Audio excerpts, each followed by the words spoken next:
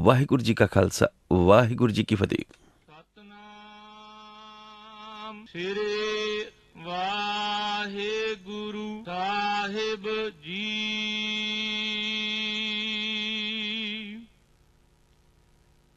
ਦੁਲੱਭ ਜਨਮ ਪੁੰਨ ਫਲ ਪਾਇਓ, ਬਿਰਥਾ ਜਾਤ ਅਬ ਬਿਕੈ। ਰਾਜੇ ਇੰਦਰ ਸਮਸਰ ਗ੍ਰਹਿ ਆਸਨ, ਬਿਨ ਹਰ ਭਗਤ ਕਹੋ ਕੇ ਲੇਖੈ। ਦੁਲੱਭ ਜਨਮ ਪੁੰਨ ਫਲ ਪਾਇਓ, ਬਿਰਥਾ ਜਾਤ ਅਬ ਬਿਕੈ। ਰਾਜੇ ਇੰਦਰ ਸਮਸਰ ਗ੍ਰਹਿ ਆਸਨ, ਬਿਨ ਹਰ ਭਗਤ ਕਹੋ ਕੇ ਲੇਖੈ। ਨਾ ਵਿਚਾਰਿਓ ਰਾਜਾ ਰਾਮ ਕੋ ਰਸ,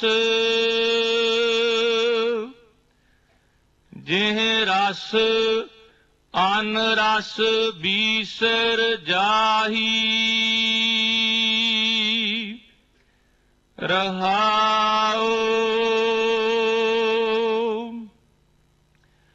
ਜਾਨ ਅਜਾਨ ਭਏ ਹਮ ਬਾਵਰ, ਸੋਚ ਅਸੋਚ ਦਿਵਸ ਜਾਈ। ਇੰਦਰੀ ਸਬਲ ਨਿਬਲ ਵਿਵੇਕ ਬੁੱਧ, ਪਰਮਾਰਥ ਪਰਵੇਸ਼ ਨਹੀਂ। ਕਹੀਅਤ ਆਨ ਅਚਰੀਅਤ ਅਨ ਕਛ, ਸਮਝ ਨਾ ਪਰੈ ਅਪਰ ਮਾਇਆ। ਕਹਿ ਰਵਿਦਾਸ ਉਦਾਸ ਦਾਸ ਮਤ, ਪਰ ਹਰ ਕੋਪ ਕਰਹੁ ਜੀ ਦਇਆ। ਕਹੀਅਤ ਆਨ ਅਚਰੀਅਤ ਅਨ ਕਛ, ਸਮਝ ਨਾ ਪਰੈ ਅਪਰ ਮਾਇਆ। ਕਹਿ ਰਵਿਦਾਸ ਉਦਾਸ ਦਾਸ ਮਤ, ਪਰ ਹਰ ਕੋਪ ਕਰਹੁ ਜੀ ਦਇਆ। ਵਾਹਿਗੁਰੂ ਜੀ ਕਾ ਖਾਲਸਾ, ਵਾਹਿਗੁਰੂ ਜੀ ਕੀ ਫਤਿਹ। ਦੁਲੱਭ ਜਨਮ ਪੁੰਨ ਫਲ ਪਾਇਓ, ਬਿਰਥਾ ਜਾਤ ਅਬ ਬਿਕੈ। ਰਾਜੇ ਇੰਦਰ ਸਮਸਰ ਗ੍ਰਹਿ ਆਸਨ, ਬਿਨ ਹਰ ਭਗਤ ਕਹੋ ਕਿਹ ਲੇਖੈ। ਰਾਗ ਸੋਰਠ ਬਾਣੀ ਭਗਤਾਂ ਕੀ, ਸ਼ਬਦ ਭਗਤ ਰਵਿਦਾਸ ਜੀਓ ਕਾ। ਵਾਹਿਗੁਰੂ ਜੀ ਕਾ ਖਾਲਸਾ, ਵਾਹਿਗੁਰੂ ਜੀ ਕੀ ਫਤਿਹ। ਆਪਾਂ ਸਰਵਣ ਕੀਤੇ ਨੇ ਅੱਜ ਦੇ ਪਵਿੱਤਰ ਮਹਾਫਰਮਾਨ, ਅੱਜ ਦੇ ਹੁਕਮਨਾਮਾ ਸਾਹਿਬ ਤੋਂ ਲੈਣੀ ਹੈ ਜੀ ਸਤਿਗੁਰ ਦਾ ਨਾਮ, ਔਰ ਕਰਦੇ ਹਾਂ ਸ਼ੁਰੂ ਅੱਜ ਦੇ ਹੁਕਮਨਾਮਾ ਸਾਹਿਬ ਜੀ ਦੀ ਵਿਚਾਰ ਵਾਰਤਾ। ਅੱਜ ਦਾ ਪਾਵਨ ਪਵਿੱਤਰ ਮਹਾਫਰਮਾਨ ਬਾਬਾ ਭਗਤ ਰਵਿਦਾਸ ਜੀ ਦੀ ਮੁਬਾਰਕ ਪਵਿੱਤਰ ਬਾਣੀ ਦੇ ਵਿੱਚੋਂ ਬਖਸ਼ਿਸ਼ ਹੋਇਆ ਹੈ। ਅੱਜ ਦੇ ਹੁਕਮਨਾਮਾ ਸਾਹਿਬ ਜੀ ਦਾ ਰਾਗ ਸੂਰਠ ਹੈ, ਭਾਵ ਅਗਰ ਕੋਈ ਰਾਗੀ ਜਨ, ਕੋਈ ਗਾਇਕ ਜਨ ਅੱਜ ਦੇ ਹੁਕਮਨਾਮਾ ਸਾਹਿਬ ਜੀ ਦੀ ਰਾਗਾਂ ਦੇ ਵਿੱਚ ਗਾਇਨਾ ਕਰਨੀ ਚਾਹੁਣ ਤਾਂ ਸਤਿਗੁਰਾਂ ਵੱਲੋਂ ਮਿੱਥਿਆ ਹੁਕਮਨ ਰਾਗ ਸੂਰਠ ਹੈ। ਬਾਣੀ ਭਗਤ ਰਵਿਦਾਸ ਜੀ ਦੀ ਹੈ। ਬਾਬਾ ਰਵਿਦਾਸ ਜੀ ਦੇ ਮੁਬਾਰਕ ਮੁਖਾਰਬਿੰਦ ਤੋਂ ਅੱਜ ਦੇ ਹੁਕਮਨਾਮਾ ਸਾਹਿਬ ਜੀ ਦੀ ਉਚਾਰਨਾ ਹੈ। ਉਹਨਾਂ ਦੇ ਪਵਿੱਤਰ ਮੁਬਾਰਕ ਮੁਖਾਰਬਿੰਦ ਤੋਂ ਉਚਾਰਿਤ ਅੱਜ ਦੇ ਹੁਕਮਨਾਮਾ ਸਾਹਿਬ ਜੀ ਨੂੰ ਆਪਾਂ गुरु ग्रंथ साहब जी के पावन शुभ अंग नंबर 658 658 658 पर सुभायमान होया देखते हैं। दुर्लभ जन्म पुण्य फल पायु बिरथा जात अभिबेका राजे इंद्र समसर ग्रह आसन बिन हर भगत कहो क्या लेखे। बारोईदास जी ने अज के पवित्र महाफरमान की पहली मुबारक पंक्ति दे विच एक प्रश्न जगाया है और अगली मुबारक पंक्ति का संबंध रहाव दे नाल जोड़िया है ताकि आप केंद्री भाव और थीम नूं समझ के इस गल पर विचार कर सकीए कि मनुख नूं ये जन्म उसके पुरबले कर्मा करके मिले है, लेकिन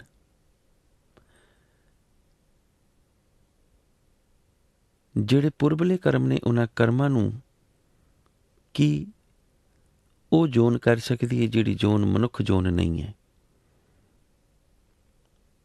ਪਵਿੱਤਰ ਬਾਣੀ ਦੇ ਵਿੱਚ ਇੱਕ ਪਾਵਨ ਸ਼ਬਦ ਹੈ, ਗੁਰ ਸੇਵਾ ਤੇ ਭਗਤ ਕਮਾਈ तब यह मानस दे ही पाई। बाबा कबीर जी की मुबारक बाणी है, गुरु ग्रंथ साहब जी का अंग 1108 है। गुर सेवा ते भगत कमाई तब यह मानस दे ही पाई, इस देही को सिमरे देव सो देही पज हर की सेव। इसकी रहाव की मुबारक पंक्ति है, भजहो गोबिंद भूल मत जाहो मानस जन्म का यही लाहो। भजहो गोबिंद भूल मत जाओ, क्योंकि शब्द के अर्थ उन्नी देर तक स्पष्ट नहीं होंगे अंतरीव भावना दे विच जिन्नी देर तक आप रहाव की मुबारक पंक्ति दे नाल अपने आप नूं नहीं जोड़ते।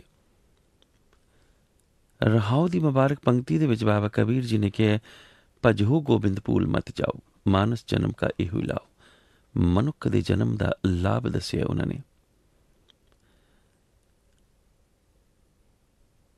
हुण इत्थे अर्थ ने गुर सेवा ते भगत कमाई।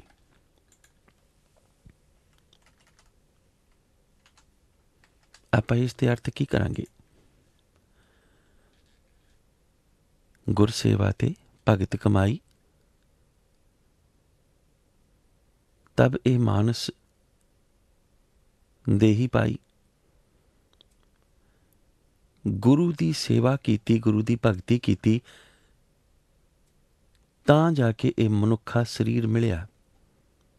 ऐसे अर्थ किए गए हैं कि ये अर्थ ठीक हो सकते हैं? आखिरी अर्थ तो इहो कहते हैं कि गुरु की सेवा ते भगती की कमाई की तब ये मानस दे ही पाई, तां जाके किते मानस दे ही मिली। अर्थ आखिरी अर्थ इहो ही कहते हैं और आखिरी अर्थ करने वालियां ने टीकाकारां ने इहो ही अर्थ कीते है कि गुरु की सेवा ते भगती की कमाई की तां जाके तब ये मानस दे ही पाई, क्योंकि इस देही को सिमरे देव सो देही भज हर की सेव। लेकिन सतगुर की पवित्र बाणी है, मानस ते देवते किए करत न लागी बार। मनुखा तो देवते कीते, इसका मतलब है कि मनुखा जन्म और देवते, मानस ते देवते किए। एक पासे वो कह रहे ने इस देही को सिमरे देव सो देही भज हर की सेव। मनुखा देही और देवते दी देही। देवते दी अगर कोई देही है तो क्योंकि आम जिंदगी दे विच कोई मनुख अगर चंगा कर्म करे तो उस नूं आपां कह दिंदे हां कि ये देवता है। भाव गुरमत किसी होर देवते नूं नहीं, कर्मा करके मनुख दे कर्मां नूं ही देव मनदी है। हुण इस संदर्भ दे विच आपां की अर्थ कर सकते हैं, क्योंकि बाबा कबीर जी ने रहाओ की मुबारक पंक्ति दे विच कहा, भजो गोबिंद भूल मत जाओ। गोबिंद नूं किस वक्त भजना है और किसने नहीं भुलना? मनुख ने, क्योंकि मनुख नूं ही उपदेश है ना, मानस जन्म का इहो लाओ। आ जिहड़ी मानक देही मिली है इसका लाभ ही इहो ही है। ਜੇ ਇਸ ਸੰਦਰਭ ਦੇ ਵਿੱਚ ਦੇਖਾਂਗੇ ਤਾਂ ਅਰਥ ਇਸ ਤਰ੍ਹਾਂ ਜ਼ਿਆਦਾ ਸਪਸ਼ਟ ਹੋਣਗੇ, ਗੁਰ ਸੇਵਾ ਤੇ ਭਗਤ ਕਮਾਈ। ਔਰ ਅਗਰ ਆਪਾਂ ਇਹ ਕਹਿੰਦੇ ਹਾਂ ਕਿ ਗੁਰੂ ਦੀ ਸੇਵਾ ਕੀਤੀ, ਗੁਰੂ ਦੀ ਭਗਤੀ ਕੀਤੀ ਤਾਂ ਇਹ ਮਾਨਸ ਤੇ ਹੀ ਪਾਈ, ਲੇਕਿਨ ਗੁਰੂ ਦੀ ਸੇਵਾ ਕਦੋਂ ਕੀਤੀ, ਕਿਹੜੇ ਜਨਮ ਦੇ ਵਿੱਚ, ਕਿਹੜੀ ਜੋਨ ਦੇ ਵਿੱਚ? ਕੀ ਜਾਨਵਰ ਗੁਰੂ ਦੀ ਸੇਵਾ ਕਰ ਸਕਦਾ ਹੈ? ਕਿ ਜਾਨਵਰ ਭਗਤੀ ਕਮਾ ਸਕਦਾ ਹੈ? ਅਰਥ ਫਿਰ ਸਪਸ਼ਟ ਨਹੀਂ ਹੋਣਗੇ ਜੇ ਇਹ ਅਰਥ ਕਰਾਂਗੇ ਤਾਂ। ਗੁਰ ਸੇਵਾ ਤੇ ਭਗਤ ਕਮਾਈ, ਗੁਰੂ ਦੀ ਸੇਵਾ ਕਿਸ ਨੇ ਕੀਤੀ? ਜਾਨਵਰ ਜੋਨ ਦੇ ਵਿੱਚ, ਪੰਖੀ ਜੋਨ ਦੇ ਵਿੱਚ, ਬ੍ਰਿਖ ਜੋਨ ਦੇ ਵਿੱਚ, ਕਿਹੜੀ ਜੋਨ ਦੇ ਵਿੱਚ? ਕੀ ਉਹ ਜੋਨ ਗੁਰ ਭਗਤੀ ਕਰ ਸਕਦੀ ਹੈ? ਗੁਰਮਤਿ ਦੇ ਮੁਤਾਬਕ ਨਹੀਂ। ਜੇ ਗੁਰਮਤਿ ਦੇ ਮੁਤਾਬਕ ਗੱਲ ਕਰਨੀ ਹੈ ਤਾਂ ਗੱਲ ਇੱਥੇ ਸਪਸ਼ਟ ਹੋਏਗੀ ਕਿ ਗੋਬਿੰਦ ਮਿਲਣ ਕੀ ਇਹੋ ਤੇਰੀ ਬਰੀਆ। ਬਾਰੀ ਤੋਂ ਮਤਲਬ ਹੈ ਵਾਰੀ। ਇਸ ਬਰੀਆ ਦੇ ਉੱਤੇ ਆਪ ਸਟ੍ਰੈਸ ਕਰਨਾ ਮਾਈਂਡ ਨੂੰ, ਔਰ ਗੱਲ ਨੂੰ ਆਪਾਂ ਸਮਝਣ ਦੀ ਕੋਸ਼ਿਸ਼ ਕਰੀਏ ਕਿ ਵਾਰੀ ਮਿਲੇਗੀ ਮਨੁੱਖ ਨੂੰ ਕਰਮ ਕਰਨ ਦੀ।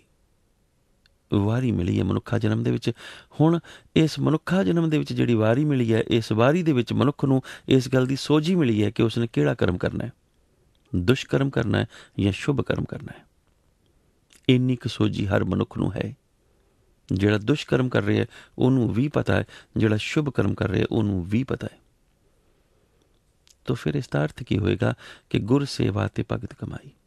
ਜੇ ਰਹਾਉ ਦੇ ਨਾਲ ਜੋੜ ਕੇ ਅੰਤਰੀ ਭਾਵ ਦੇ ਵਿੱਚ ਅਰਥ ਕਰਾਂਗੇ ਤਾਂ ਮਤਲਬ ਇਹੋ ਹੀ ਹੈ ਕਿ ਗੁਰੂ ਦੀ ਸੇਵਾ ਔਰ ਭਗਤੀ ਦੀ ਕਮਾਈ ਵਾਸਤੇ ਤਬ ਇਹ ਮਾਨਸ ਦੇਈ ਪਾਈ, ਤਾਂ ਕਰਕੇ ਇਹ ਮਾਨਸ ਦੇਈ ਪਾਈ, ਤਾਂ ਕਰਕੇ ਇਹ ਮਾਨਸ ਦੇਈ ਮਿਲੀ ਹੈ, ਪ੍ਰਾਪਤ ਹੋਈ ਹੈ।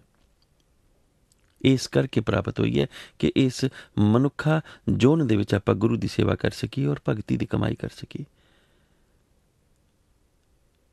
ਇਸ ਦੇਹੀ ਕੋ ਸਿਮਰੇ ਦੇਵ, ਸੋ ਦੇਹੀ ਭਜ ਹਰ ਕੀ ਸੇਵ। ਇਸ ਦੇਹੀ ਨੂੰ ਇਸ ਕਰਕੇ ਹਰ ਕੋਈ ਸਿਮਰ ਰਿਹਾ ਹੈ ਦੇਵ ਕਰਮ ਦੇ ਰਾਹੀਂ, ਕਿਉਂਕਿ ਇਹੀ ਦੇਹੀ ਹੈ ਜਿਸ ਦੇਹੀ ਦੇ ਵਿੱਚ ਸੋ ਦੇਹੀ ਭਜ ਹਰ ਕੀ ਸੇਵ, ਜਿਸ ਦੇ ਵਿੱਚ ਹਰੀ ਦੀ ਸੇਵਾ ਕੀਤੀ ਜਾ ਸਕਦੀ ਹੈ, ਅਨਿਅਥਾ ਨਹੀਂ। ਜਾਨਵਰ ਨਹੀਂ ਕਰ ਸਕਦਾ ਭਗਤੀ।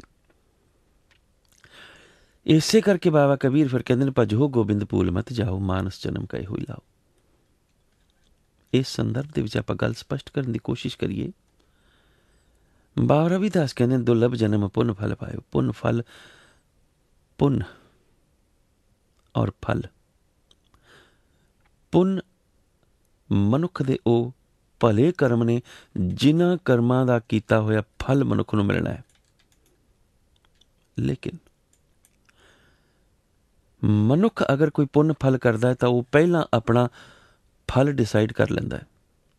ਅਗਰ ਕੋਈ ਮਨੁੱਖ ਪੁੰਨ ਕੰਮ ਕਰਦਾ ਹੈ ਤਾਂ ਡਿਸਾਈਡ ਕਰ ਲੈਂਦਾ ਪਹਿਲਾਂ ਆਪਣਾ ਫਲ। ਮੈਂ ਚਲੀਆ ਤਾਂ ਕੱਟਾਂਗਾ ਜੇ ਆਹ ਮੈਨੂੰ ਫਲ ਮਿਲੇਗਾ, ਤਾਂ ਮੈਂ ਤੇਰਾ ਪਾਠ ਤਾਂ ਕਰਾਂਗਾ ਜੇ ਆਹ ਮੈਨੂੰ ਫਲਾਣੀ ਜਗ੍ਹਾ ਦੇ ਉੱਤੇ ਨੌਕਰੀ ਮਿਲੇਗੀ, ਐਡਮਿਸ਼ਨ ਮਿਲੇਗੀ ਜਾਂ ਪ੍ਰੋਫਿਟ ਹੋਏਗਾ। ਤਾਂ ਉਹ ਆਪਣਾ ਫਲ ਪਹਿਲਾਂ ਹੀ ਡਿਸਾਈਡ ਕਰ ਲੈਂਦਾ।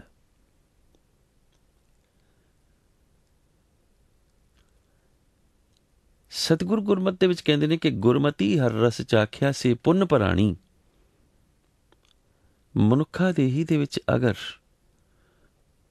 ਗੁਰੂ ਦੇ ਮਤ ਦਾ ਰਸ ਮਿਲ ਜਾਏ, ਗੁਰਮਤੀ ਹਰ ਰਸ ਚਖਣ ਦਾ ਅਗਰ ਮੌਕਾ ਮਿਲ ਗਿਆ, ਅਗਰ ਚਖ ਲਿਆ ਤਾਂ ਸੇ ਪੁੰਨ ਭਰਾਣੀ। ਅਸਲ ਵਿੱਚ ਉਹ ਪੁੰਨ ਹੈ।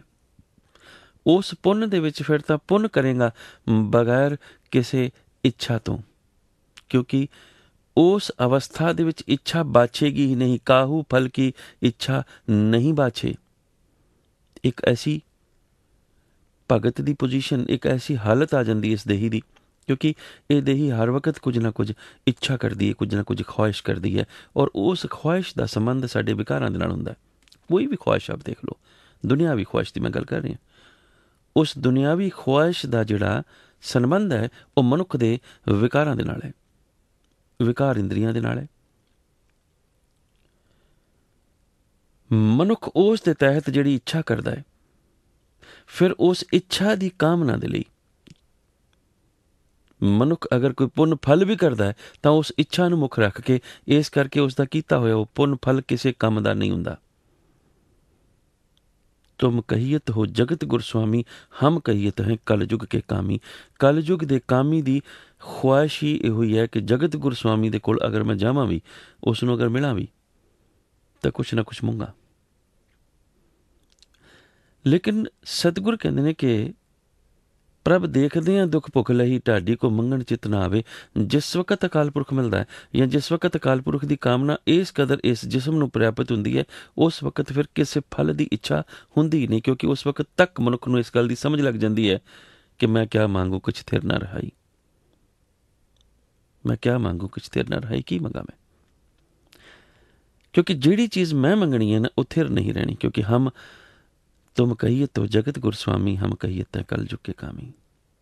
ਜਿਹੜੀ ਵੀ ਚੀਜ਼ ਮੈਂ ਮੰਗਣੀ ਹੈ ਔਰ ਜਿਹੜੀ ਚੀਜ਼ ਮੈਨੂੰ ਮਿਲਣੀ ਹੈ, ਉਹ ਮੇਰੇ ਕਰਮਾਂ ਦੇ ਮੁਤਾਬਕ ਮਿਲਣੀ ਹੈ, ਆਪਣੇ ਆਪ ਮਿਲਣੀ ਹੈ। ਮੇਰੇ ਮੰਗਣ ਨਾ ਮੰਗਣ ਦਾ ਉੱਥੇ ਕੋਈ ਅਰਥ ਨਹੀਂ ਰਹਿ ਜਾਂਦਾ ਉਸ ਅਵਸਥਾ ਦੇ ਵਿੱਚ। ਇਸ ਕਰਕੇ ਜਦੋਂ ਇਸ ਗੱਲ ਦੀ ਸਮਝ ਲੱਗ ਜਾਂਦੀ ਹੈ ਤਾਂ ਫਿਰ ਸਮਝ ਲੱਗਦੀ ਹੈ ਕਾਹੂ ਫਲ ਕੀ ਇੱਛਾ ਨਹੀਂ ਬਾਛੇ। ਫਿਰ ਇੱਛਾ ਬਾਛਦੀ ਨਹੀਂ, ਕੇਵਲ ਭਗਤ ਕੀਰਤਨ ਸੰਗਰਾਚੇ। ਕੇਵਲ ਉਸ ਵਕਤ ਭਗਤੀ ਦੀ ਇੱਛਾ, ਭਗਤੀ ਦੀ ਇੱਛਾ ਕੇਵਲ ਇਸ ਸੰਦਰਭ ਦੇ ਵਿੱਚ ਕਿ ਪਰਮਾਤਮਾ ਮਿਲੇ। ਲੇਕਿਨ ਮਨੁੱਖ ਭਗਤੀ ਕਰਦਾ ਹੈ ਕਿ ਮੈਨੂੰ ਦੁਨਿਆਵੀ ਤੌਰ ਉੱਪਰ ਕੋਈ ਫਲ ਮਿਲੇ। ਗੁਰਸਿੱਖ ਨੇ ਭਗਤੀ ਕਰਨੀ ਹੈ ਪਰਮਾਤਮਾ ਮਿਲੇ, ਅਕਾਲ ਪੁਰਖ ਮਿਲੇ। ਮਨੁੱਖ ਭਗਤੀ ਕਰਦਾ ਹੈ ਕਿ ਮੈਨੂੰ ਫਲਾਣੀ ਜਗ੍ਹਾ ਉੱਪਰ ਐਡਮਿਸ਼ਨ ਮਿਲੇ, ਫਲਾਣੀ ਜਗ੍ਹਾ ਉੱਪਰ ਮੇਰੀ ਨੌਕਰੀ ਮਿਲੇ, ਫਲਾਣਾ ਮੇਰਾ ਪ੍ਰੋਫਿਟ ਹੋ ਜਾਏ, ਇੰਨਾ ਕੁ ਮੇਰਾ ਬਿਜ਼ਨਸ ਚੱਲ ਪਵੇ, ਤਾਂ ਮੈਂ 5 ਅਖੰਡ ਪਾਠ ਸਾਹਿਬ ਦੇ ਕਰਾ ਦਾਂਗਾ ਪਾਠ। ਕਿਉਂਕਿ ਪੈਸੇ ਆ ਜਾਣਗੇ, ਫਿਰ ਕੀ ਦਿੱਕਤ ਹੈ? ਫਿਰ ਜਿੰਨੇ ਮਰਜ਼ੀ ਕਰਾ, 50 ਛੱਡ ਕੇ 51 ਕਰਾ, ਉੱਥੇ ਹਾਜ਼ਰ ਵੀ ਨਾ ਹੋ ਆਪ, ਤੂੰ ਕੀਤੇ ਕਿਰਾਏ ਲੈ ਆ। ਆਹ ਮਨੁੱਖ ਨੇ ਧਰਮ ਬਣਾ ਲਿਆ। ਉਹ ਧਰਮ ਪੈਸੇ ਦੇ ਨਾਲ ਖਰੀਦਣਾ ਚਾਹੁੰਦਾ ਹੈ ਔਰ ਇੱਕ ਸੌਦੇਬਾਜ਼ੀ। ਜੇ ਛੋਟਾ ਕੰਮ ਹੈ ਤਾਂ 1.25 ਰੁਪਏ ਦੀ ਦੇਖ ਕਰਾ ਦਿਆਂਗਾ, ਵੱਡਾ ਕੰਮ ਹੈ ਤਾਂ 2.5 ਰੁਪਏ ਦੀ ਦੇਖ ਕਰਾ ਦਿਆਂਗਾ, ਉਸ ਤੋਂ ਹੋਰ ਵੱਡਾ ਹੈ ਤਾਂ 5 ਰੁਪਏ ਦੀ ਕਰਾ ਦਿਆਂਗਾ, ਹੋਰ ਵੱਡਾ ਹੈ ਤਾਂ 100 ਰੁਪਏ ਦੀ ਕਰਾ ਦਿਆਂਗਾ, ਥੋੜ੍ਹਾ ਹੋਰ ਵੱਡਾ ਹੈ ਤਾਂ 500 ਦੀ ਕਰਾ ਦਿਆਂਗਾ। ਆ ਕੀ ਹੋ ਰਿਹਾ?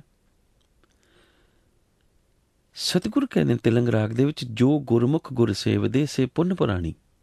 ਬਸ ਗੱਲ ਸਪਸ਼ਟ ਹੈ। ਗੁਰੂ ਗ੍ਰੰਥ ਸਾਹਿਬ ਜੀ ਦਾ ਅੰਗ 726 ਆਪ ਖੋਲ ਕੇ ਦੇਖ ਲੈਣਾ। ਜੋ ਗੁਰਸਿੱਖ ਗੁਰ ਸੇਵਦੇ ਸੇ ਪੁੰਨ ਪੁਰਾਣੀ। ਜਿਹੜੇ ਗੁਰਸਿੱਖ ਹੋ ਕੇ ਗੁਰੂ ਨੂੰ ਸੇਵ ਰਹੇ ਨੇ ਨਾ, ਬਸ ਉਸ ਤੋਂ ਵੱਡਾ ਪ੍ਰਾਣੀ ਦਾ ਹੋਰ ਪੁੰਨ ਕੋਈ ਨਹੀਂ ਹੈ। ਕਿਉਂਕਿ ਉਸ ਪੁੰਨ ਤੋਂ ਬਾਅਦ, ਕਿਉਂਕਿ ਮਨੁੱਖ ਜਿਹੜੀ ਸੇਵਾ ਕਰਦਾ ਉਸ ਦਾ ਨਾਲ ਹੀ ਫਲ ਮੰਗ ਲੈਂਦਾ ਹੈ। ਔਰ ਇੰਨੀ ਕੁ ਮਨੁੱਖੀ ਫਿਤਰਤ ਹੁੰਦੀ ਹੈ ਕਿ ਸੇਵਾ ਥੋੜ੍ਹੀ, ਮੰਗਣ ਬਹੁਤਾ। ਜਰਾ ਜੀ ਸੇਵਾ ਕੀਤੀ ਨਹੀਂ, ਉਮੀਦ ਖੁਆਇਸ਼ ਜ਼ਿਆਦਾ ਰੱਖਦਾ ਹੈ। ਸਤਿਗੁਰ ਅਸਲ ਪੁੰਨ ਦੀ ਗੱਲ ਕਰਦੇ ਹੈ। ਗੁਜਰੀ ਰਾਗ ਦੇ ਵਿੱਚ ਪਾਤਸ਼ਾਹ ਪ੍ਰਥਮ, ਪਾਤਸ਼ਾਹ ਤੀਜੇ ਗੁਰੂ ਅਮਰਦਾਸ ਮਹਾਰਾਜ ਜੀ, ਹਰ ਰਸ ਚਾਖਿਆ ਸੇ ਪੁੰਨ ਪੁਰਾਣੀ। ਤਾਂ ਪਵਿੱਤਰ ਮਨੁੱਖ ਦਾ ਕੀਤਾ ਹੋਇਆ ਕਰਮ ਪੁੰਨ ਹੈ। ਇਸ ਦਾ ਫਲ ਕੀ ਹੈ? ਦੁਰਲਭ ਜਨਮ ਪੁੰਨ ਫਲ ਪਾਇਓ। ਜਨਮ ਦੁਰਲਭ ਹੈ। ਦੁਰਲਭ ਦਾ ਮਤਲਬ ਹੈ ਜਿਸ ਦਾ ਮਿਲਣਾ ਮੁਸ਼ਕਲ ਹੋਵੇ। ਮਾਨਸ ਜਨਮ ਦੁਰਲਭ ਹੈ ਹੋਏ ਨ ਬਾਰੰਬਾਰ, ਜੋ ਫਲ ਪਾ ਕੇ ਭੋਏ ਗਿਰੇ ਬਹੁ ਨ ਲਾਗੇ ਡਾਰ। ਜੋ ਫਲ ਪਾ ਕੇ ਭੋਏ ਗਿਰੇ, ਜਿਸ ਤਰ੍ਹਾਂ ਫਲ ਪੱਕ ਜਾਂਦਾ, ਭੋਏ ਗਿਰੇ, ਜ਼ਮੀਨ ਤੇ ਡਿੱਗ ਜਾਂਦਾ, ਬਹੁ ਨ ਲਾਗੇ ਬਾਰ। ਤਾਂ ਕੀ ਫਿਰ ਮਨੁੱਖਾ ਜਨਮ ਦੁਬਾਰਾ ਨਹੀਂ ਮਿਲੇਗਾ? ਮਨੁੱਖਾ ਜਨਮ ਤਾਂ ਦੁਬਾਰਾ ਮਿਲ ਸਕਦਾ, ਪਰ ਆਹ ਦੇਹੀ ਦੁਬਾਰਾ ਨਹੀਂ ਮਿਲੇਗੀ। ਜਿਸ ਦੇਹੀ ਦੇ ਵਿੱਚ ਆਪਾਂ ਹੁਣ ਇਸ ਵਕਤ ਵਿਚਰ ਰਹੇ ਹਾਂ, ਇਹ ਦੁਬਾਰਾ ਨਹੀਂ ਮਿਲੇਗੀ। ਸ੍ਰੀ ਰਾਗ ਦੇ ਵਿੱਚ ਪਾਤਸ਼ਾਹ ਪੰਚਮ ਕਹਿੰਦੇ ਨੇ, 184 ਪਰਮਤਿਆਂ ਦੁਰਲਭ ਜਨਮ ਪਾਇਓ ਓਏ। ਗੁਰਮਤ ਕਿਸੇ ਗਿਣਤੀ ਬਿਣਤੀ ਦੇ ਗੇੜ ਦੇ ਵਿੱਚ ਨਹੀਂ ਪੈਂਦੀ। ਆਪਾਂ ਇਸ ਗੱਲ ਨੂੰ ਪੂਰੀ ਤਰ੍ਹਾਂ ਨਾਲ ਸਮਝਣਾ ਹੈ। ਸਤਿਗੁਰ ਜਿਹੜੀ ਮਨੁੱਖ ਨੂੰ ਗੱਲ ਸਮਝਾਉਣਾ ਚਾਹੁੰਦੇ ਨੇ ਉਹ ਇਹ ਹੈ ਕਿ ਜੋਨਾਂ ਦੇ ਵਿੱਚ ਮਨੁੱਖ ਦਾ ਭਟਕਣਾ ਕੇਵਲ ਉਸ ਦੇ ਕਰਮਹੀਣ ਹੋਣ ਕਾਰਨ ਹੈ। ਗੱਲ ਸਿਰਫ ਇੰਨੀ ਪਾਤਸ਼ਾਹ ਸਾਨੂੰ ਸਪਸ਼ਟ ਕਰਨਾ ਚਾਹੁੰਦੇ ਨੇ। ਮਨੁੱਖ ਦਾ ਜੋਨਾਂ ਦੇ ਵਿੱਚ ਭਟਕਣਾ ਉਸ ਦੀ ਕਰਮਹੀਣ ਅਵਸਥਾ ਹੈ। ਇਸੇ ਕਰਕੇ ਸਤਿਗੁਰ ਨੇ ਕਿਹਾ ਨਾ, ਅਨੇਕ ਜੋਨੀ ਭਰਮੇ ਆਵੇ, ਬਿਨ ਸਤਿਗੁਰ ਮੁਕਤ ਨਾ ਪਾਵੇ। ਫਿਰ ਮੁਕਤ ਪਾਏ ਲਾਗ ਚਰਨੀ, ਸਤਿਗੁਰ ਸ਼ਬਦ ਸੁਣਾਏ, ਕਹੀ ਨਾਨਕ ਵਿਚਾਰ ਦੇਖੋ, ਬਿਨ ਸਤਿਗੁਰ ਮੁਕਤ ਨਾ ਪਾਏ। ਗੱਲ ਜਿਹੜੀ ਵਿਚਾਰ ਕੇ ਦੇਖਣ ਦੀ ਸਤਿਗੁਰ ਨੇ ਕਹੀ ਹੈ ਉਹ ਇਹ ਹੈ ਕਿ ਬਿਨ ਸਤਿਗੁਰ ਮੁਕਤ ਨਾ ਪਾਵੇ। ਫਿਰ ਮੁਕਤ ਪਾਏ ਲਾਗ ਚਰਨੀ, ਸਤਿਗੁਰ ਸ਼ਬਦ ਸੁਣਾਏ, ਕਹੀ ਨਾਨਕ ਵਿਚਾਰ ਦੇਖੋ, ਬਿਨ ਸਤਿਗੁਰ ਮੁਕਤ ਨਾ ਪਾਏ। ਫਿਰ ਮੁਕਤ ਪਾਏ ਲਾਗ ਚਰਨੀ। ਚਰਣੀ ਲੱਗਣ ਤੋਂ ਬਾਅਦ ਕਿਸੇ ਫਲ ਦੀ ਇੱਛਾ ਮਨ ਵਿੱਚ ਨਾ ਜਗੇ, ਦੁਨਿਆਵੀ ਫਲ ਦੀ। ਮੈਂ ਇੱਥੇ ਇਹ ਨਹੀਂ ਕਹਿ ਰਿਹਾ ਕਿ ਆਪਾਂ ਅਰਦਾਸ ਨਹੀਂ ਕਰਨੀ, ਆਪਾਂ ਹਰ ਵੇਲੇ ਅਰਦਾਸ ਕਰਨੀ ਹੈ, ਸਤਿਗੁਰਾਂ ਦੇ ਚਰਨਾਂ ਦੇ ਵਿੱਚ ਕਰਨੀ ਹੈ। ਲੇਕਿਨ ਮਨੁੱਖ ਦੀ ਸੋਚ ਇੰਨੀ ਕੁ ਸੌੜੀ ਹੈ ਕਿ ਉਹ ਸਮਝਦਾ ਹੈ ਕਿ ਜਿਹੜੀ ਅਰਦਾਸ ਮੈਂ ਕਰ ਰਿਹਾ ਉਹ ਪ੍ਰਵਾਨ ਤਾਂ ਨਹੀਂ ਹੋਈ ਕਿ ਜੋ ਅਰਦਾਸ ਦੇ ਵਿੱਚ ਮੈਂ ਮੰਗਿਆ ਸੀ ਉਹ ਮੈਨੂੰ ਮਿਲਿਆ ਨਹੀਂ। ਮੈਂ ਤਾਂ ਬੜੀਆਂ ਅਰਦਾਸਾਂ ਕੀਤੀਆਂ ਜੀ।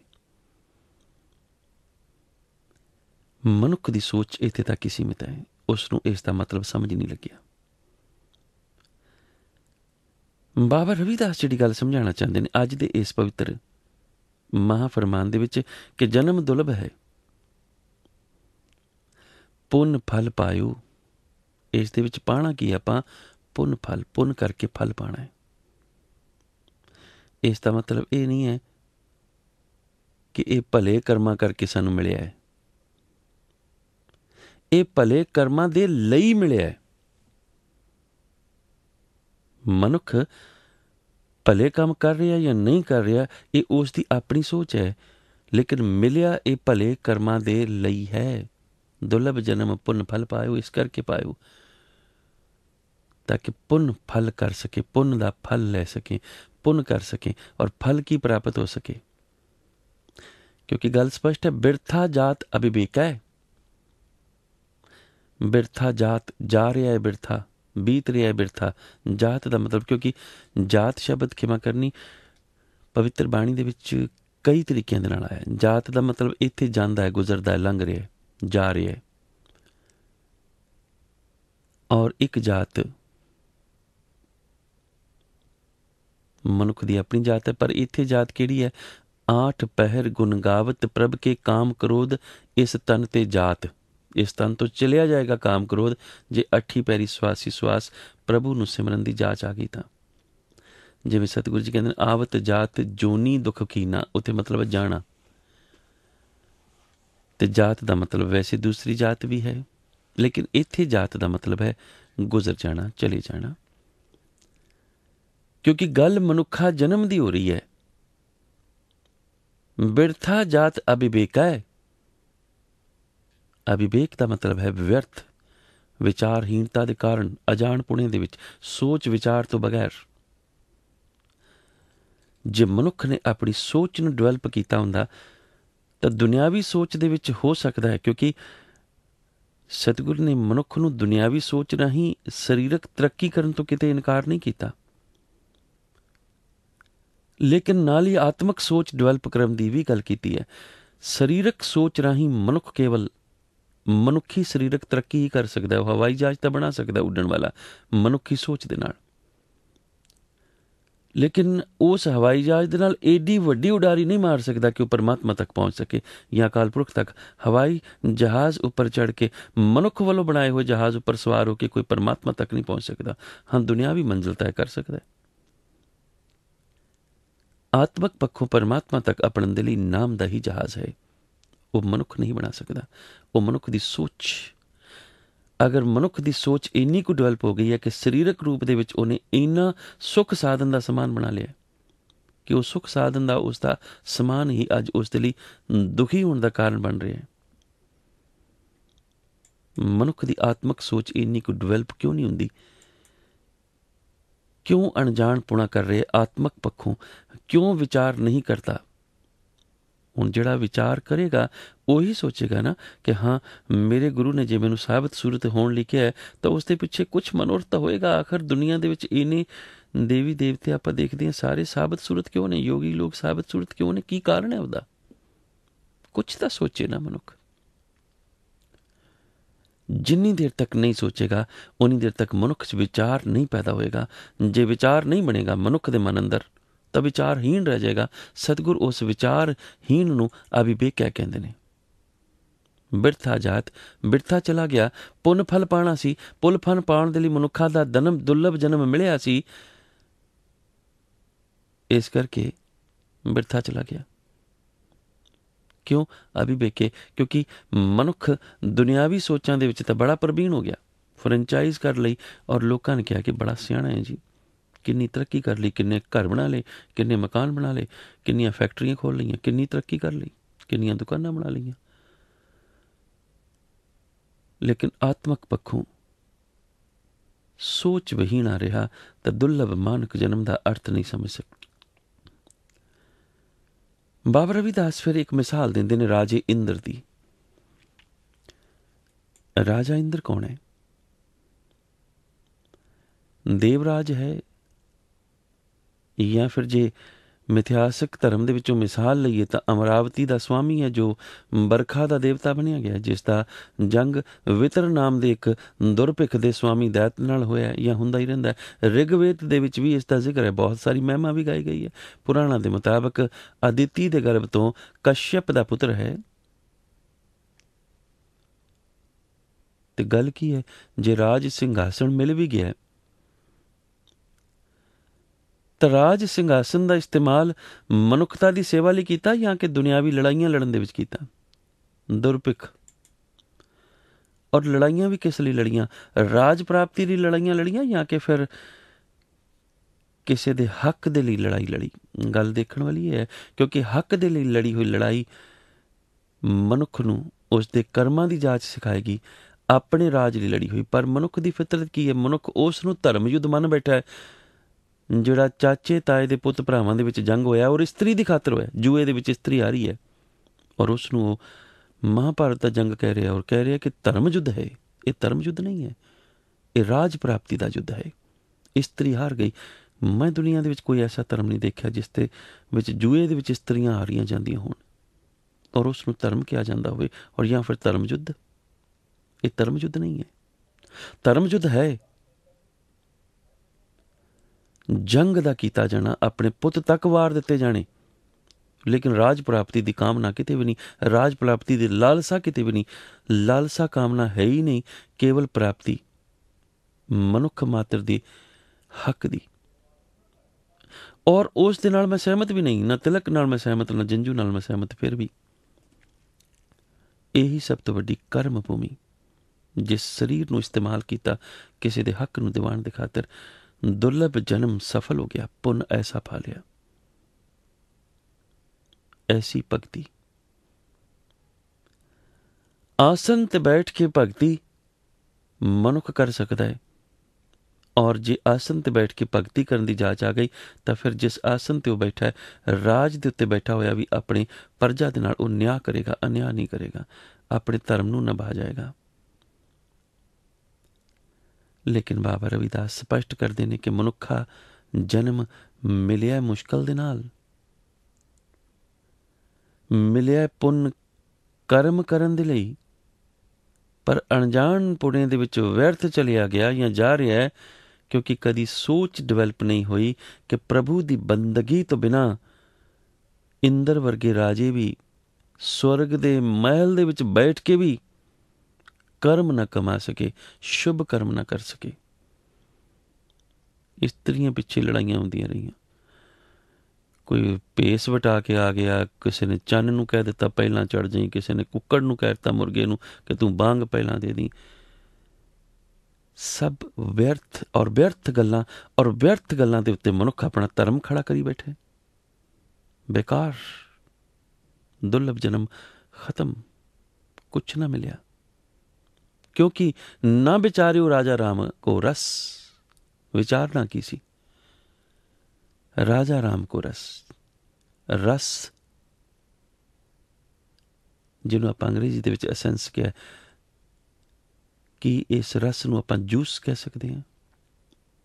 ਜੈ ਰਸ ਅਨ ਰਸ ਬਿਸਰ ਜਾਹੀ, ਇਹ ਰਸਨਾ ਤੂੰ ਅਨ ਰਸ ਰਾਚ ਰਹੀ, ਤੇਰੀ ਪਿਆਸ ਨਾ ਜਾਏ, ਪਿਆਸ ਨਾ ਜਾਏ ਹੋਰ ਕਿਤੇ, ਜਿਚਰ ਹਰ ਰਸ ਪੱਲੇ ਨਾ ਪਾਏ। ਇਹ ਹਰੀ ਦਾ ਰਸ ਕਿਹੜਾ ਹੈ? ਜਿਸ ਰਸ ਨੂੰ ਅਪਣਾਉਣ ਤੋਂ ਬਾਅਦ ਦੁਨਿਆਵੀ ਸਾਰੇ ਰਸ ਬਿਸਰ ਜਾਣ। ਹੁਣ ਗੱਲ ਵਿਸਰਨ ਦੀ ਹੈ ਇੱਥੇ। ਇਹਦਾ ਮਤਲਬ ਇਹ ਨਹੀਂ ਹੈ ਕਿ ਦੁਨਿਆਵੀ ਤੌਰ ਉੱਪਰ ਮਨੁੱਖ ਨੇ ਸੰਸਾਰਕ ਗਤੀਵਿਧੀਆਂ ਨਹੀਂ ਨਿਭਾਉਣੀਆਂ। ਸੰਸਾਰ ਦੇ ਵਿੱਚ ਮਨੁੱਖ ਆਪਣੀਆਂ ਰਿਸ਼ਤੇਦਾਰੀਆਂ ਵੀ ਨਿਭਾਵੇ, ਮੁਬਾਰਕ ਹੈ। ਦੁਕਾਨ ਵੀ ਖੋਲੇ, ਮੁਬਾਰਕ ਹੈ। ਆਪਣੇ ਕਰਮ ਵੀ ਕਰੇ, ਨੌਕਰੀ ਵੀ ਕਰੇ, ਲੇਕਿਨ ਸਰੀਰ ਦੇ ਨਾਲ ਔਰ ਆਤਮਕ ਪੱਖੋਂ ਜੁੜੇ ਪਰਮਾਤਮਾ ਦੇ ਉਸ ਰਸ ਦੇ ਨਾਲ, ਅਕਾਲ ਪੁਰਖ ਦੇ, ਜਿੱਥੇ ਸਹੀ ਰਾਜਾ ਰਾਮ ਕੌਣ ਹੈ ਇਸ ਗੱਲ ਦੀ ਸਮਝ ਲੱਗ ਜਾਏ, ਨਾ ਕਿ ਕਿਸੇ ਦੁਨਿਆਵੀ ਰਾਜੇ ਨੂੰ ਰਾਮ ਸਮਝ ਕੇ ਸਿਮਰਦਾ ਰਹੇ ਔਰ ਜਨਮ ਮਨੁੱਖਾ ਬਿਅਰਥ ਗਵਾ ਲਵੇ। ਵਾਹਿਗੁਰੂ ਦੇ ਨਾਮ ਦਾ ਰਸ ਆਵੇਗਾ ਹੀ ਤਾਂ ਜਦੋਂ ਮਨੁੱਖ ਨੂੰ ਬਾਕੀ ਦੇ ਰਸ ਫਿੱਕੇ ਲੱਗਣ ਲੱਗ ਪੈਣਗੇ ਸੰਸਾਰ ਦੇ। ਅਤੇ ਰਸ ਕਿਹੜੇ ਨੇ? ਰਸਾਂ ਦਾ ਵੀ ਜ਼ਿਕਰ ਕਰਦੇ ਨੇ, ਰਸ ਸੋਨਾ, ਰਸ ਰੂਪਾ, ਰਸ ਪਰਮਲ ਕੀ ਵਾਸ। ਇਹ ਦੁਨਿਆਵੀ ਰਸ ਹੀ ਨੇ। ਜੇਤੇ ਰਸ ਸਰੀਰ ਕੇ ਤੇਤੇ ਲੱਗੇ, ਜਿੰਨੇ ਸਰੀਰ ਦੇ ਰਸ ਨੇ ਤੇਤੇ ਲੱਗੇ ਦੁੱਖ ਓਨੇ, ਕਿਉਂਕਿ ਰੂਪੀ ਭੁੱਖ ਨਾ ਜਾਈ ਜੈ ਦੇਖਾਂ ਤਾਂ ਭੁੱਖ, ਜੇਤੇ ਰਸ ਸਰੀਰ ਕੇ ਤੇਤੇ ਲੱਗੇ ਦੁੱਖ। ਇਹ ਰੂਪ ਦੀ ਭੁੱਖ ਜਾਂਦੀ ਨਹੀਂ, ਕਿਉਂਕਿ ਸਰੀਰ ਦੇ ਨਾਲ ਇੰਨੇ ਰਸ ਲੱਗੇ ਹੋਏ ਨੇ। ਰਸ ਰੂਪਾ, ਰੂਪ ਦੀ ਵੀ ਭੁੱਖ ਹੈ। ਮੈਂ ਸੋਹਣੇ ਤੋਂ ਸੋਹਣਾ ਲੱਗਾ, ਕਿਉਂ ਨਹੀਂ? ਰਸ ਰੂਪਾ ਰਸ ਸੋਨਾ ਗਹਿਣੇ ਮਨੁੱਖ ਨੂੰ ਪ੍ਰਾਪਤ ਹੋ ਜਾਣ, ਔਰ ਇਹਨਾਂ ਗਹਿਣਿਆਂ ਤੋਂ ਇੰਨੇ ਜ਼ਿਆਦਾ ਤੋਂ ਜ਼ਿਆਦਾ ਵਧੀਆ ਤੋਂ ਵਧੀਆ ਡਿਜ਼ਾਈਨ, ਸੁੰਦਰ ਤੋਂ ਸੁੰਦਰ, ਨਵੇਂ ਤੋਂ ਨਵੇਂ, ਕਿਉਂ ਨਹੀਂ? ਰਸ ਪਰਮਲ ਕੀ ਵਾਸ, ਬਹੁਤ ਵਧੀਆ ਸੁਗੰਧੀਆਂ। ਪਰ ਸਤਿਗੁਰ ਕਹਿੰਦੇ ਨੇ ਇਹ ਤੇ ਰਸ ਸਰੀਰ ਕੇ ਕਹਿ ਘਟ ਨਾਮ ਨਿਵਾਸ। ਇੰਨੇ ਰਸ ਪਾਲ ਲਏ ਮਨੁੱਖ ਨੇ ਕਿ ਅਸਲ ਰਸ ਵਿਸਰੀ ਗਿਆ। ਜੈ ਰਸ ਅਨ ਰਸ ਬਿਸਰ ਜਾਹੀ। ਔਰ ਬਾਬਾ ਰਵਿਦਾਸ ਜੀ ਨੇ ਇਸ ਮੁਬਾਰਕ ਪੰਕਤੀ ਨੂੰ ਰਹਾਉ ਦੇ ਨਾਲ ਜੋੜਿਆ ਹੀ ਤਾਂ ਹੈ, ਕਿਉਂਕਿ ਨਾ ਵਿਚਾਰਿਓ ਰਾਜਾ ਰਾਮ ਕੋ ਰਸ। ਜਿਹੜਾ ਅਕਾਲ ਪੁਰਖ ਦੇ ਨਾਮ ਦਾ ਰਸ ਸੀ ਉਹ ਵਿਚਾਰਿਆ ਹੀ ਨਹੀਂ। ਕਿਉਂ ਵਿਚਾਰਿਆ ਨਹੀਂ? ਕਿਉਂਕਿ ਬਿਰਥਾ ਜਾਤ ਅਭਿਵੇਕੇ, ਸੋਚ ਡਿਵੈਲਪ ਨਹੀਂ ਹੋ ਸਕੀ। ਮਨੁੱਖ ਅਭਿਵੇਕ ਦੀ ਅਵਸਥਾ ਦੇ ਵਿੱਚ ਸੀ। ਅਭਿਵੇਕ ਵਿਵੇਕ ਤੋਂ ਐੜਾ ਅੱਗੇ ਲੱਗ ਕੇ ਬਣੀ ਅਵਸਥਾ। ਵਿਵੇਕ ਨਿਰਣਾਇਕ ਸੋਚ ਹੁੰਦੀ ਹੈ ਮਨੁੱਖ ਦੀ, ਜਿੱਥੇ ਮਨੁੱਖ ਇੱਕ ਅਕਾਲ ਪੁਰਖ ਦੇ ਪ੍ਰਤੀ ਜੁੜਨ ਦੇ ਲਈ ਫੈਸਲਾ ਲੈ ਲੈਂਦਾ ਹੈ। ਵਿਵੇਕ ਬੁੱਧ ਨੂੰ ਕਹਿੰਦੇ ਆ। ਤੋ ਅਵਿਵੇਕ, ਵਿਵੇਕ ਤੋਂ ਉਲਟ ਬੁੱਧ, ਵਿਚਾਰਹੀਣਤਾ ਵਾਲੀ ਬੁੱਧ। ਜਾਨ ਅਜਾਨ ਪਏ ਹਮ ਬਾਵਰ, ਸੋਚ ਅਸੋਚ ਦਿਵਸ ਰਜਾਹੀ। ਗੱਲ ਜਿਹੜੀ ਬਾਬਾ ਰਵਿਦਾਸ ਨੇ ਸਾਨੂੰ ਸਮਝਾਈ ਹੈ ਨਾ, ਉਹ ਸੋਚ ਔਰ ਅਸੋਚ ਦੇ ਵਿਚਾਲੇ ਸੋਚਦਾ ਹੈ ਮਨੁੱਖ ਕਿ ਪਰਮਾਤਮਾ ਨੂੰ ਸਿਮਰਾਂ, ਲੇਕਿਨ ਮਨੁੱਖ ਦੀ ਅਸੋਚ ਕਹਿੰਦੀ ਕਿ ਪਤਾ ਨਹੀਂ ਉਹ ਹੈ ਵੀ ਹੈ ਕਿ ਨਹੀਂ। ਦੋਨਾਂ ਅਵਸਥਾ ਦੇ ਵਿੱਚ ਇੱਕ ਬਾਵਰ ਦੀ ਅਵਸਥਾ ਦੇ ਵਿੱਚ, ਬਾਵਲੇ ਦੀ ਅਵਸਥਾ ਦੇ ਵਿੱਚ ਮਨੁੱਖ ਪੈ ਗਿਆ, ਕਿਉਂਕਿ ਜਾਨ ਅਜਾਨ ਪਏ ਹਮ ਬਾਵਰ। ਜਾਣ ਬੁੱਝ ਕੇ, ਜਾਣਦੇ ਹੋਏ, ਅਜਾਨ ਜਾਂ ਕਿ ਅਜਾਣ ਅਵਸਥਾ ਦੇ ਵਿੱਚ। ਜਿਵੇਂ ਆਮ ਜ਼ਿੰਦਗੀ ਦੇ ਵਿੱਚ ਆਪਾਂ ਮੁਹਾਵਰਾ ਵਰਤ ਲੈਂਦੇ, ਜਾਣੇ ਅਣਜਾਣੇ ਦੇ ਵਿੱਚ ਇਹ ਕੰਮ ਹੋ ਗਿਆ। ਜਾਣੇ ਦੇ ਵਿੱਚ ਕਦੀ ਗਲਤ ਕੰਮ ਨਹੀਂ ਹੁੰਦਾ, ਅਣਜਾਣੇ ਦੇ ਵਿੱਚ ਗਲਤ ਕੰਮ ਹੁੰਦਾ ਹੈ। ਇੱਕ ਚੋਰ ਚੋਰੀ ਕਰ ਰਿਹਾ, ਕਿ ਆਪਾਂ ਉਹਨੂੰ ਕਹਿ ਸਕਦੇ ਹਾਂ ਕਿ ਉਹਨੇ ਅਣਜਾਣਪੁਣੇ ਵਿੱਚ ਚੋਰੀ ਕਰ ਦਿੱਤੀ? ਨਹੀਂ, ਜਾਣ ਕੇ ਚੋਰੀ ਕਰ ਰਿਹਾ। ਹਾਂ, ਉਹ ਬਹਾਨੇ ਮਾਰ ਰਿਹਾ। ਕੱਲ੍ਹ ਵੀ ਇੱਕ ਵਿਅਕਤੀ ਮੈਨੂੰ ਮਿਲਿਆ, ਬੱਚਾ ਉਹਦਾ ਕੇਸਾਧਾਰੀ ਸੀ, ਆਪ ਕੇਸਾਂ ਤੋਂ ਰਹਿਤ। ਗਿਆਨੀ ਜੀ, ਬੜੀਆਂ ਮਜਬੂਰੀਆਂ ਹੁੰਦੀਆਂ ਨੇ, ਤੁਹਾਨੂੰ ਕੀ ਪਤਾ? ਨਾਲ ਇਹ ਕਹਿ ਰਿਹਾ ਕਿ ਤੁਹਾਨੂੰ ਕੀ ਪਤਾ? ਮੈਂ ਕਿਹਾ ਤੇਰੇ ਤੋਂ ਵੱਧ ਦੁਨੀਆ ਦੇ ਵਿੱਚ ਮੈਂ ਘੁੰਮਿਆ ਹੋਵਾਂਗਾ, ਮੈਨੂੰ ਤਾਂ ਕੋਈ ਮਜਬੂਰੀ ਨਹੀਂ, ਧਰਮ ਵਿੱਚ ਕੋਈ ਮਜਬੂਰੀ ਨਹੀਂ। ਜਾਣ ਕੇ ਅਣਜਾਣ ਬਣਨ ਦੀ ਅਵਸਥਾ, ਜਾਣਦਾ ਹਰ ਚੀਜ਼ ਨੂੰ, ਫਿਰ ਅਣਜਾਣ ਬਣ ਗਿਆ। ਜਾਨ ਅਜਾਨ ਪਏ ਹਮ ਬਾਵਰ। ਬਾਬਾ ਰਵਿਦਾਸ ਕਹਿੰਦੇ ਫਿਰ ਪਾਗਲ ਦੀ ਅਵਸਥਾ ਹੀ ਉਹਦੀ ਬਾਵਰੀ ਦੀ ਅਵਸਥਾ ਹੀ ਹੈ। ਹੋਰ ਕਿਹੜੀ ਅਵਸਥਾ ਹੈ? ਜਾਣ ਕੇ ਅਜਾਣ ਬਣਿਆ ਫਿਰਦਾ ਔਰ ਕਹਿੰਦਾ ਫਿਰਦਾ ਜਾਣੇ ਅਣਜਾਣੇ 'ਚ ਹੋ ਗਿਆ ਜੀ ਕੰਮ। ਮਨੁੱਖ ਨੇ ਇਸ ਮੁਹਾਵਰੇ ਨੂੰ ਤਾਂ ਅਪਣਾ ਲਿਆ, ਲੇਕਿਨ ਉਸਨੂੰ ਪਤਾ ਨਹੀਂ ਲੱਗ ਰਿਹਾ ਕਿ ਗੱਲ ਉਹ ਸੱਚੀ ਕਹਿ ਰਿਹਾ। ਜਾਣ ਅਣਜਾਣ 'ਚ ਕੰਮ ਹੋ ਗਿਆ ਜੀ। ਭਾਵ ਮੇਰੇ ਕੋਲੋਂ ਗਲਤੀ ਦੇ ਨਾਲ ਇਹ ਕੰਮ ਹੋ ਗਿਆ, ਲੇਕਿਨ ਸ਼ਬਦ ਉਹਨੇ ਜਾਣ ਜੋੜ ਦਿੱਤਾ ਨਾਲ, ਜਾਣ ਕੇ ਹੀ। ਗਲਤੀ ਜਿਹੜੀ ਹੁੰਦੀ ਹੈ ਉਹ ਇੱਕ ਵਾਰੀ ਹੋ ਸਕਦੀ ਹੈ, ਲੇਕਿਨ ਦੂਸਰੀ ਵਾਰੀ ਉਹੀ ਗਲਤੀ ਪਾਪ ਹੈ। ਹੋ ਸਕਦਾ ਕਿਸੇ ਨੇ ਜ਼ਬਰਦਸਤੀ ਸ਼ਰਾਬ ਪਿਆ ਦਿੱਤੀ ਹੋਵੇ, ਇੱਕ ਵਾਰੀ ਗਲਤੀ ਹੋ ਗਈ, ਲੇਕਿਨ ਦੂਸਰੇ ਦਿਨ ਫਿਰ ਉਹ ਪੀ ਰਿਹਾ। ਕਿ ਇਹ ਉਸ ਦਾ ਅਣਜਾਣਪੁਣਾ ਹੈ? ਜਾਣ ਕੇ ਪੀ ਰਿਹਾ ਤੇ ਫਿਰ ਕਵੇ ਕਿ ਮੈਨੂੰ ਸਮਝ ਨਹੀਂ ਲੱਗੀ। ਜਾਣ ਅਜਾਣ ਪਏ ਹਮ ਬਾਵਰ, ਬਾਬਾ ਕਬੀਰ ਜੀ, ਬਾਬਾ ਰਵਿਦਾਸ ਜੀ ਆਪਣੇ ਉੱਪਰ ਗੱਲ ਲੈਂਦੇ ਨੇ, ਹਮ ਬਾਬਰ, ਤਾਂ ਕਿ ਮੇਰੇ ਵਰਗਿਆਂ ਨੂੰ ਮਹਿਸੂਸ ਨਾ ਹੋਵੇ ਅਸੀਂ ਪਾਗਲ ਬਣ ਗਏ, ਜਾਣ ਕੇ ਵੀ ਅਣਜਾਣ ਬਣੇ ਰਹੇ। ਸੋਚ ਅਸੋਚ ਦਿਵਸ ਜਾਹੀ, ਸੋਚਾਂ ਔਰ ਅਸੋਚਾਂ ਦੇ ਵਿੱਚ ਸੋਚ ਚੰਗੀ ਸੋਚ ਹੈ, ਅਸੋਚ ਮੰਦੀ ਸੋਚ ਹੈ। ਸੋਚਿਆ ਜ਼ਰੂਰ, ਕਿਉਂਕਿ ਦੁਨੀਆ ਦੇ ਵਿੱਚ ਕੋਈ ਐਸਾ ਮਨੁੱਖ ਨਹੀਂ ਹੈ, ਕਮਿਊਨਿਸਟ ਤੋਂ ਕਮਿਊਨਿਸਟ ਲੈ ਆਓ ਵੱਡੇ ਤੋਂ ਵੱਡਾ, ਜਿਹਨੇ ਇੱਕ ਵਾਰੀ ਪਰਮਾਤਮਾ ਬਾਰੇ ਨਾ ਸੋਚਿਆ ਹੋਵੇ, ਐਸਾ ਕੋਈ ਨਹੀਂ ਹੈ।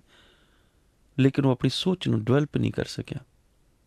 ਕੋਈ ਮਜਬੂਰੀ ਦਾ ਨਾਮ ਦੇ ਰਿਹਾ ਹੈ, ਕੋਈ ਕਹਿੰਦਾ ਹੈ ਹੀ ਨਹੀਂ ਹੈ, ਕਿਉਂਕਿ ਮਨੁੱਖ ਈਜ਼ੀ ਜ਼ਿੰਦਗੀ ਚਾਹੁੰਦਾ ਹੈ, ਸੁਣਨ ਲਈ ਤਿਆਰ ਹੀ ਨਹੀਂ ਹੈ।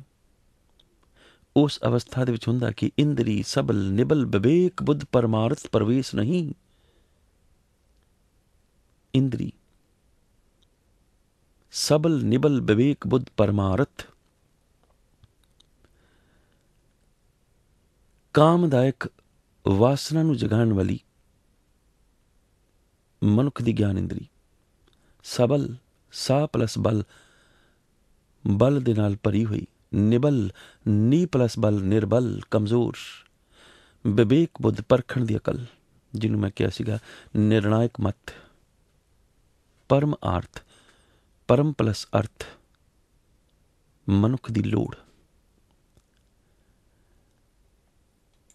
ਔਰ ਪ੍ਰਵੇਸ਼ ਦਖਲ, ਗੱਲ ਸਪਸ਼ਟ।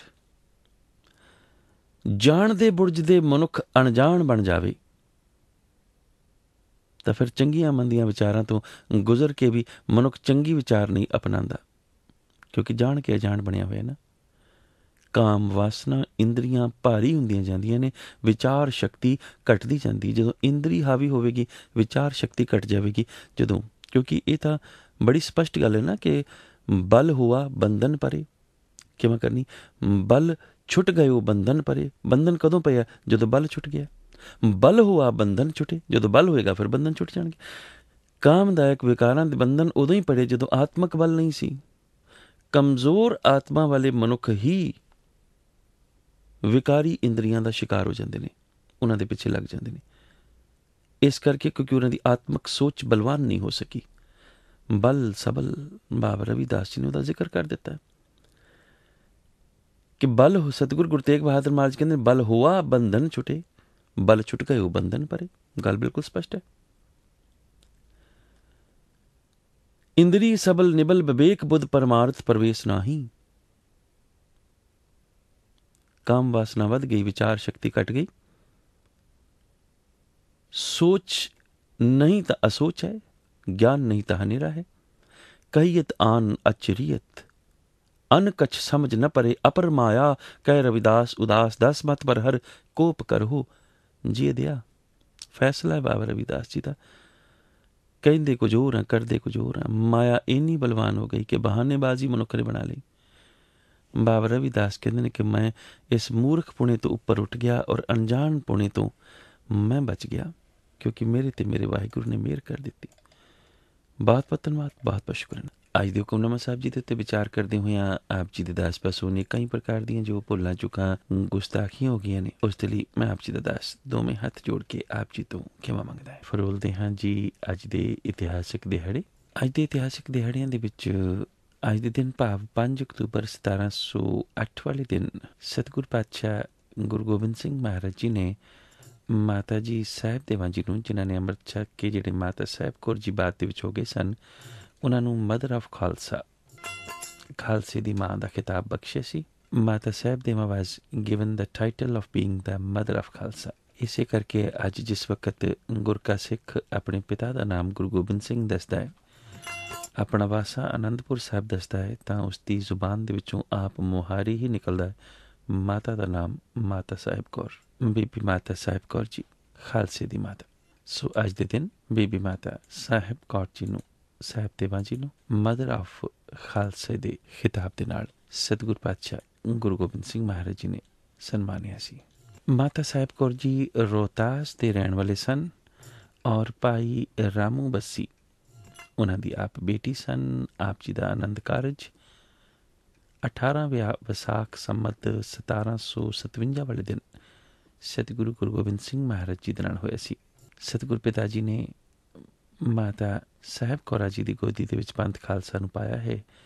ਇਹੋ ਹੀ ਕਾਰਨ ਹੈ ਕਿ ਜਿਸ ਵਕਤ ਅੰਮ੍ਰਿਤ ਛਕਾਇਆ ਜਾਂਦਾ ਉਸ ਵਕਤ ਮਾਤਾ ਸਾਹਿਬ ਕੌਰ ਅਤੇ ਪਿਤਾ ਸ੍ਰੀ ਗੁਰੂ ਗੋਬਿੰਦ ਸਿੰਘ ਜੀ ਦੇ ਉਪਦੇਸ਼ ਕੀਤੇ ਜਾਂਦੇ ਨੇ।